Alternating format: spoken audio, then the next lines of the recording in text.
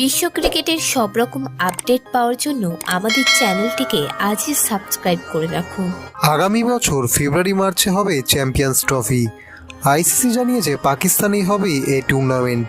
PCB কর্তাদের বক্তব্য, বাকি সব দেশ পাকিস্তানে খেলতে রাজি থাকলেও ভারতের আপত্তিকে কেন আলাদা করে গুরুত্ব দেওয়া হবে। পিসিবির এক কর্তা বলেছেন, ভারত সরকার যদি পাকিস্তানে দল পাঠানোর অনুমতি না দেয় তাহলে তার লিখিতভাবে নথি থাকা উচিত।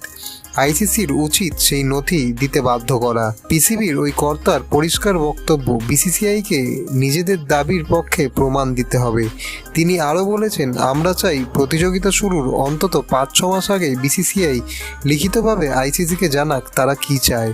গত বছর রোহিত শর্মা, বিরাট কোহলিদের এশিয়া কাপ খেলতে পাকিস্তানে পাঠায়নি বিসিসিআই। আগামী বছরের চ্যাম্পিয়ন্স ট্রফি তেমন হাইব্রিড মডেলে করার কথাও এখনও জানায়নি আইসিসি। আপাতত পরিস্থিতির দিকে নজর রাখছেন আইসিসি কর্তারা। ভিডিওটি ভালো লেগে থাকলে বাংলার ক্রিকেট চ্যানেলটিকে অবশ্যই সাবস্ক্রাইব করে দিন।